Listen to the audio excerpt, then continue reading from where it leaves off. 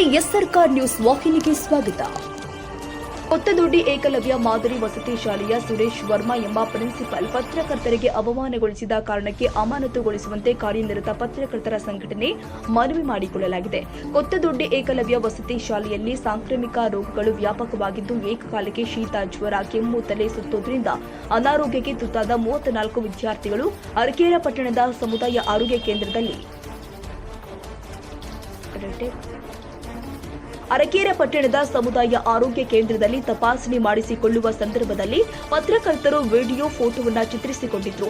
ಈ ವೇಳೆ ಜವಾಬ್ದಾರಿಯುತ ಸ್ಥಾನದಲ್ಲಿ ಇರುವಂತಹ ಪ್ರಿನ್ಸಿಪಾಲ್ ಸುರೇಶ್ ವರ್ಮಾ ಮಾಹಿತಿ ಮತ್ತು ಚಿತ್ರ ಸಂಗ್ರಹಿಸಿದ ಪತ್ರಕರ್ತರ ಮೇಲೆ ರೇಗೆ, ಏಕವಚನ, ಅಶ್ಲೀಲ ಪದ ಬಳಕೆ ಮಾಡಿ ಅನುಚಿತವಾಗಿ ವರ್ತಿಸಿ ಪತ್ರಕರ್ತರ ಘನತೆಗೆ ಅಗೌರವ ಸಲ್ಲಿಸಿದ್ದಾರೆ.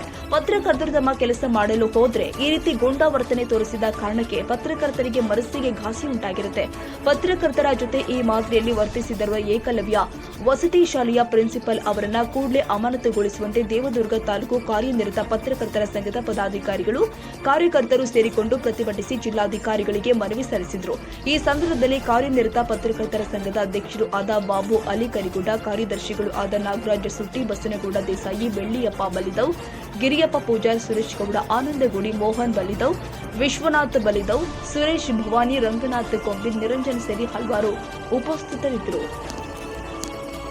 ಸೋಮಶೇಖರ ನಾಯಕ್, ಎಸ್ ಸರ್ಕಾರ್ ನ್ಯೂಸ್.